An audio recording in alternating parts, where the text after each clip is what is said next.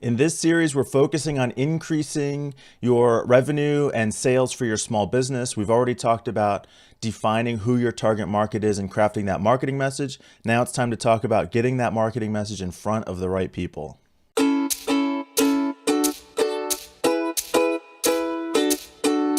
Welcome back. I am Mike Sutton with BeBuildHave.com. I work with first-generation small business owners and entrepreneurs on developing the mindset, beliefs, skills, and habits necessary for small business success. And today we're going to focus on getting your marketing message in front of the right people who need to be hearing it. The first thing to keep in mind is that you need to be consistent with your message. And I'm talking about getting it out there both in terms of volume and duration. I had people in my IT business who I mailed to direct mail for 2 years before they responded to something. And if I had stopped and just assumed they weren't interested along the way, then those sales never would have converted. So continuing to keep your message out there and getting it out there frequently enough builds familiarity and comfort with your target audience. It helps contribute to keeping you at that top of mind, state of mind awareness that you're looking for. It also works to build trust and establish credibility with your target market because they're seeing that you're consistently putting the message out there. You're still there. It's not a once and done and then you're some fly-by-night, gone the next day operation. All these things are very important towards establishing that relationship with your target market and prospects up until the point that they actually reach out and become a lead for you. And so consistency is very important in how you decide to get that marketing message out there. And once you're getting that message out, it's important to make sure that your message is congruent with the kind of company you are, with what your offer is. I see a meme all the time that says Lamborghini doesn't advertise on television because their clients aren't watching. And I think there's a lot of truth to that. Incidentally, Lamborghini also doesn't try to compete on price because that's not consistent. It's not congruent with their positioning. They're positioning themselves as the best of the best in a luxury market. And so their marketing needs to reflect that and be congruent with that.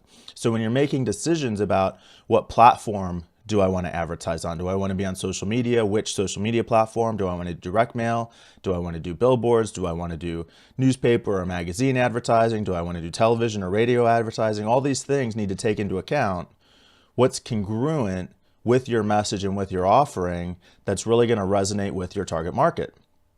Even down to looking at the tone and language that you use as you're putting that message together, and do you include pricing or not in your message?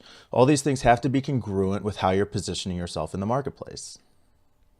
And finally, I'm going to encourage you to take responsibility for your results, whether the results you want or not. Because you can't change what you don't control and you can't control what you aren't responsible for. So take responsibility for your results.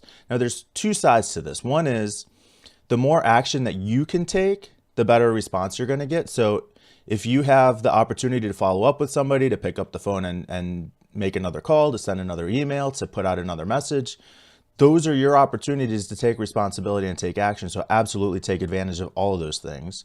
Direct outreach on social media can work really well for lead generation, but you've got to take that action. Also keep in mind, and this can maybe be the most frustrating, is that no response is still feedback. And what it's telling you is you either haven't correctly identified your target market, you didn't put together the right message, or you're not getting it out there correctly. So if you're not getting a response to your marketing, I get that that's frustrating, but there are still things that you can do. And even if you're trying to improve a response that you are getting, testing and adapting is really important. So if you want to try to improve a response, you can test other messages while continuing to use your baseline message. If you're not getting a response, then try other messages and see if you can get it dialed in and just adapt over time. And then if you're really starting to get frustrated by it, it might be worth reaching out to a mentor or a coach to talk through the problem and get some advice, because maybe some further troubleshooting or diagnostics of how far you've gotten in this process is called for. Now, I know this is a big topic. I see questions about this all the time, and I just gave you a broad overview today. So if you've still got questions, if you still want some help with your specific situation, feel free to reach out, mike@bebuildhave.com. And if you want to stay in tune with the rest of this series, if you're enjoying what I'm putting out so far, you can subscribe to the show on YouTube for the video or in iTunes for the audio. And as always, you can find the full show notes and every episode at my website, bebuildhave.com. If increasing your sales is one of your goals for this year, you might also like my free report, 3 ways to increase the value of your time, which you can also get at bebuildhave.com. And until we speak again, be the person, build a business, and have the successful life you want.